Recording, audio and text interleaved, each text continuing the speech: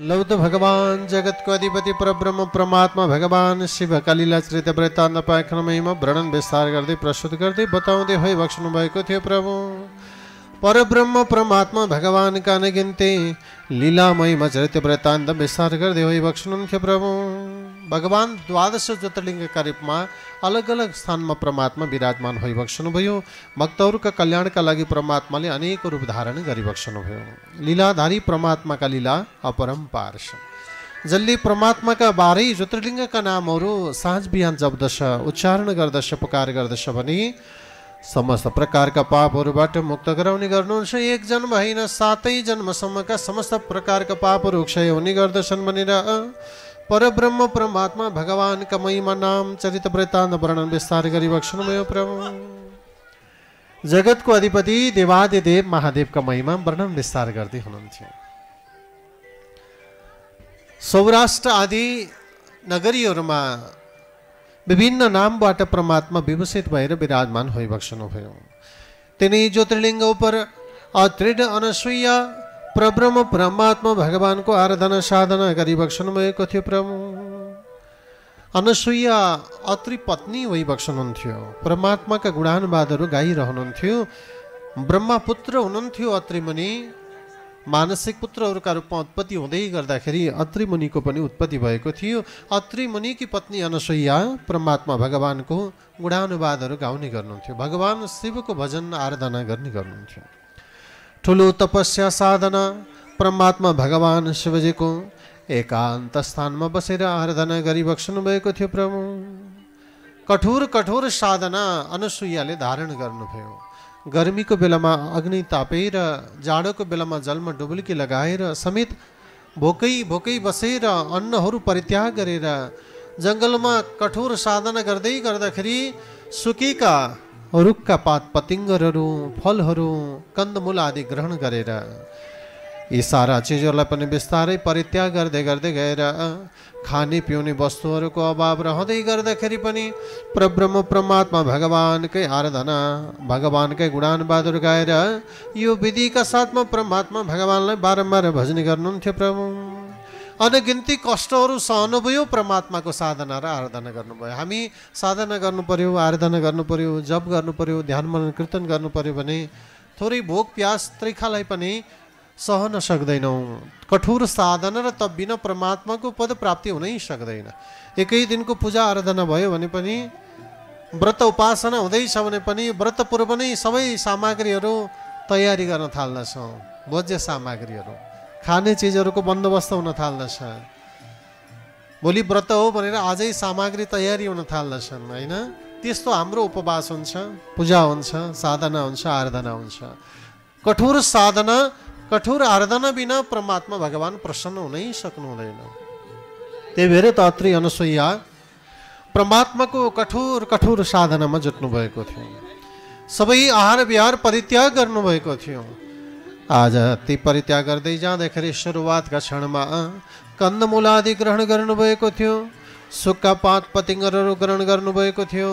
खाने पिउने सारा वस्तुहरूलाई बिस्तारै क्रमिक रूपमा घटाउँदै गएर केवल परमात्मा भगवानकै प्राण वायुका रूपमा परमात्माको नाम जप्दै प्राणवायु पान गर्दै यो विधिका साथमा भगवानको साधना गरिरहनु भएको थियो। प्रभु हर श्वास सँगसँगै परमात्माको नाम, हर श्वास सँगसँगै परमात्माको नाम, केवल त्यही भोज्य सामग्री बनाइबक्सनु भएको थियो।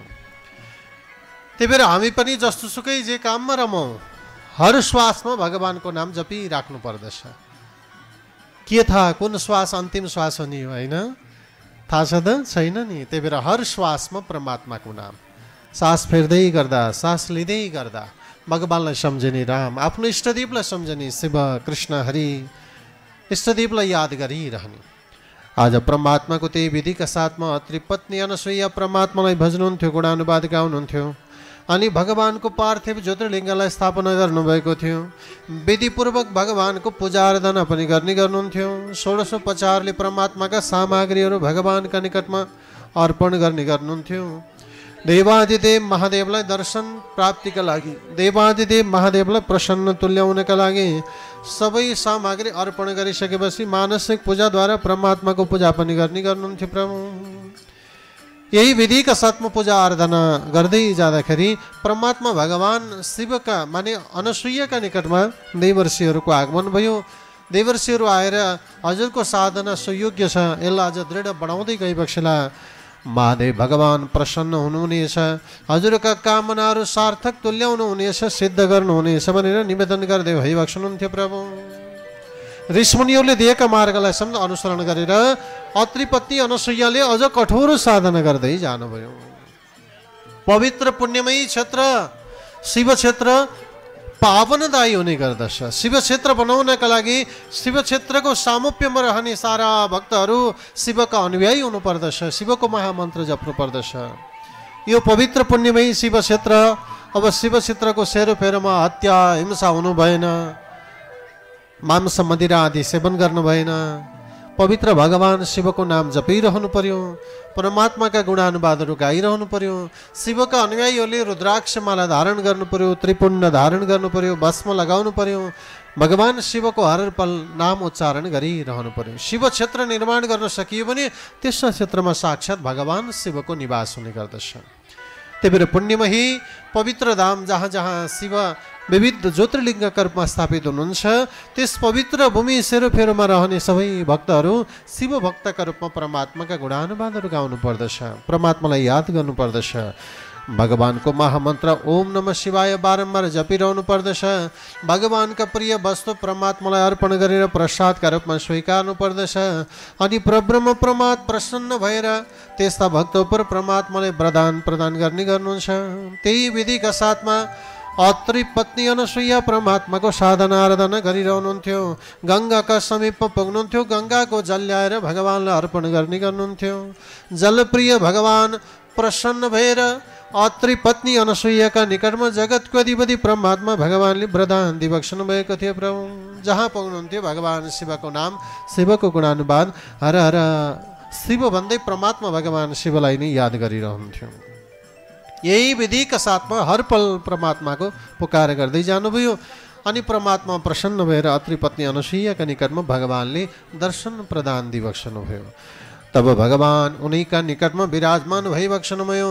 आज तिम्रा इच्छा आकांक्षा सारा परिपूर्ण तुल्याउनेछौ, तिमी मृत्यु विजय प्राप्त गर्नेवाला छौ अनि मेरा निकटमा रहन पाउनेछौ। म तिम्रै नामबाट तिमीले पूजा अर्चना गरेको ज्योतिर्लिङ्गका रूपमा स्थापित हुनेछु भनेर परब्रह्म परमात्मा भगवान आज उनैका नामबाट विभूषित भएर विराजमान भइबक्सनु भएको थियो प्रभु भनेर परब्रह्म परमात्मा भगवान शिवजीले अत्रि पत्नी अनसुयालाई दिनुभएका वरदान चरित वृत्तान्त पाखनमयमा वर्णन विस्तार गर्दै प्रस्तुत गर्दै बताउँदै भइबक्सनुहुन्थ्यो प्रभु।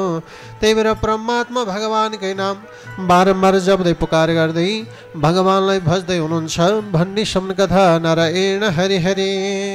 लौत परब्रह्म परमात्मा भगवानका अनगिन्ती चरित वृत्तान्त पाखनमयमा वर्णन विस्तार गर्दै प्रस्तुत गर्दै बताउँदै आइरहेको छ प्रभु। परब्रह्म परमात्मा भगवान शिवको नामको महिमा छ। परमात्मा भगवानका अनगिन्ती गाथा गुणानुवादहरू बारम्बार परब्रह्म परमात्मा भगवानका सबैले गाइरहने गर्दछन्। अरे देवादिदेव महादेवका असङ्ख्य नामहरू जगतको अधिपति परब्रह्म परमात्मा भगवान नारायणले पनि भजिरहनुहुन्थ्यो। भगवान शिवका त्रिनेत्र कसरी भए त? भगवानका त्रिनेत्र हुनुका महिमा जगतको अधिपति भगवानका त्रिनेत्रका पाख्यान चरित वृत्तान्त वर्णन विस्तार गर्दै प्रस्तुत गर्दै बताउँदै भइबक्सनुहुन्थ्यो प्रभु। एक दिनको समय थियो राजन। देवादिदेव महादेव भगवानको नगरी काशी नगरीमा जगतको अधिपति परमात्मा भगवान नारायण भगवानको साधना आराधना गरिरहनुहुन्थ्यो। पूजाका आराधना प्रारम्भ भइसकेपछि आसन लगाएर विराजमान हुनुभएका परब्रह्म परमात्मा भगवान पूजाबाट उठ्नुहुन्थेन। पूजाको विधि हुन्छ एउटा, पूजा गर्न बसिसकेपछि आसन लगाएर बसेपछि पूजा समाप्ति नभइन्जेलसम्म आसनबाट उठ्न हुँदैन शास्त्र भन्छ। तर हामी त पूजा गर्न बसिसकेपछि यो पुगेन भने छ उठ्या छ हिँड्या छ, यो छैन भने छ उठ्या छ हिँड्या छ होइन। अनि कसरी पूजा सार्थक हुन्छ हेर्नुहोस् त। त्यही भएर पूजा प्रारम्भ पूर्व सबै सामग्री तयारी गर्ने, छैन भने मानसिक सामान कल्पना गर्ने र अर्पण गर्ने हो। पूजा गर्न बसेपछि उठ्नु हुँदैन। भगवान विष्णु पनि भगवान शिवको पूजा गर्नका लागि विराजमान हुनुभयो। प्रत्येक दिन 1008 कमल पुष्प भगवान शिवजीलाई विष्णुले चढाउने गर्नुहुँदो रहेछ। 1008 कमल पुष्प ओम नमः शिवाय आदि परमात्मा का सहस्र नाम उच्चारण गर्दै प्रत्येक नाम उच्चारण गर्दै एक कमल पुष्प परमात्मा शिवजीलाई चढाउँदै एक नाम उच्चारण गर्दै एक कमल पुष्प भगवान शिवजीलाई चढाउँदै यही विधिका साथमा भगवान शिवजीको आराधना गर्दै गर्दै जानुभयो। नेत्र बन्द गरेर परमात्मा भगवानको मन्त्र जप्दै कमल पुष्प समात्दै भोलि बाबा शिवजीलाई चढाउँदै जानु भएको थियो।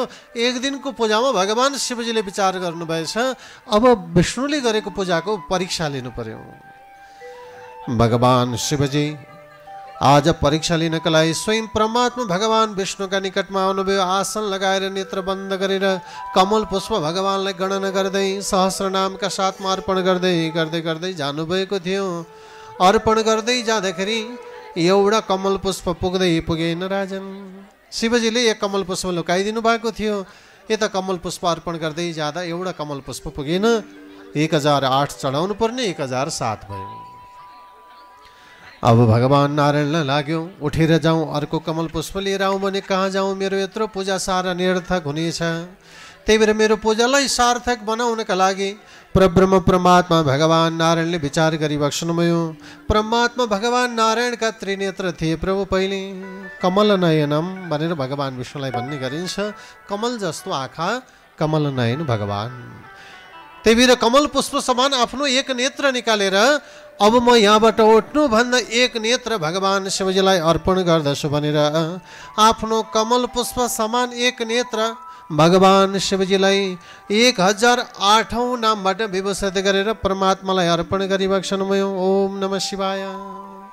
यसरी पूजामा विघ्न नपारिकन बसेर जहाँ हुनुहुन्थ्यो त्यहीबाट 1008 बिल्पत माने पुष्प पत्र कमल पुष्प अर्पण गरेर भगवान शिवलाई अर्पण गर्दै गर्दा एक पुष्पको अभावमा आफ्नो नयन माने आँखा नै अर्पण गरिसकेपछि देवादिदेव महादेव परीक्षा लिनुभएका भगवान आश्चर्यमा परिबक्सनुभयो र नारायण भगवानका निकटमा परमात्माले दर्शन दिइबक्सनुभयो।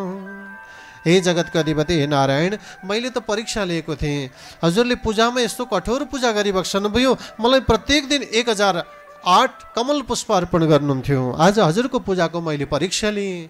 त्यो परीक्षामा एउटै कमल पुष्प मैले लुकाउँदै गर्दा आफ्नो नयन नै मलाई अर्पण गरिदिबक्सनुभयो। दुई नेत्र रहेका मलाई त्रिनेत्रबाट विभूषित गराइबक्सनुभयो। हजुर धन्य हुनुहुन्छ प्रभु। हजुर जगतमा प्रथम आज श्रेष्ठ नायकका रूपमा गनिनुहुनेछ भनेर जगतको अधिपति देवादिदेव महादेवले भगवान विष्णुलाई वरदान दिइबक्सनुभयो।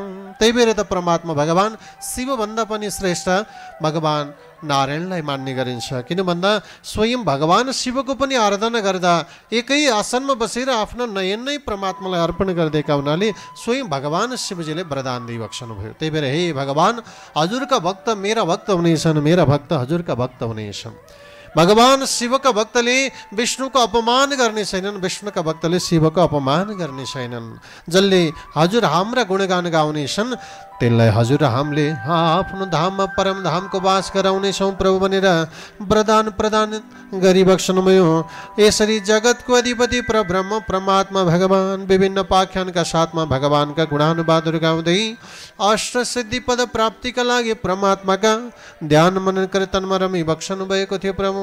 देवादिदेव महादेवका निकटमा स्वयं भगवान नारायणले पनि स्तुति प्रार्थना गर्दै आराधना गर्दै कमल पुष्पहरू अर्पण गर्दै भगवानलाई भजनी गर्नुहुन्थ्यो।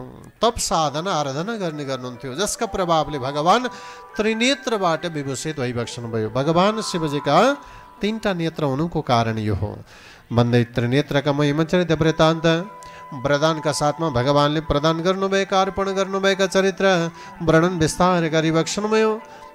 तब परब्रह्म परमात्मा भगवान देवादिदेव महादेव स्वयं नारायणका गुणानुवादहरू गाउँदै परमात्मा भगवानलाई भज्दै यता स्वयं परब्रह्म परमात्मा देवादिदेव महादेवका गुणानुवादहरू गाउँदै पुकार गर्दै प्रार्थना गर्दै भइबक्सनुहुन्थ्यो राजन। नमः शिवाय, नमः शिवाय, ओम नमो भगवते वासुदेवाय। नमः शिवाय, नमो भगवते वासुदेवाय। नमः शिवाय,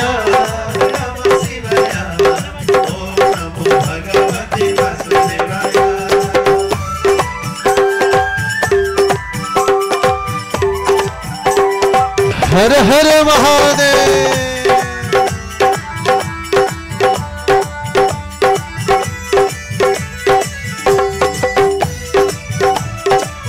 जय हो।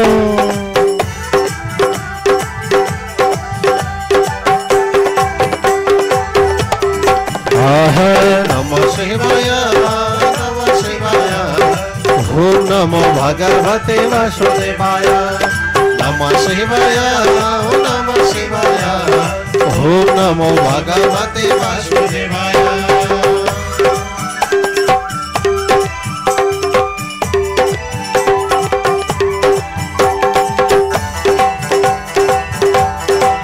हरि बोल।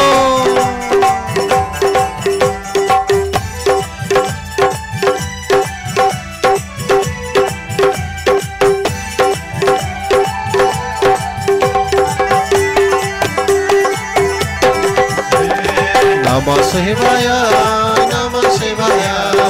ओम नमो भगवते वासुदेवाय। नमः शिवाय नमः शिवाय। ओम नमो भगवते वासुदेवाय। हरे ओम नमो भगवते वासुदेवाय। ओम नमो भगवते वासुदेवाय। पर ब्रह्म परमात्मा भगवान विष्णु शिव का नाम तस्व परमात्मा भगवान नारायण का नाम जप दें। आराधना गर्दै परमात्मा भगवान एक आपस में श्रेष्ठता को स्तुति गरिरहनुहुन्थ्यो प्रभु भनेर। भगवान शिव र विष्णुमा वैर भाव छैन भने उनैका भक्तहरूमा वैर भाव किन भनेर आज परमात्मा भगवानका ध्यान मन कीर्तनका साथमा वर्णन गर्दै हुनुहुन्छ। भन्ने सम्न कथा नारायण हरि हरि।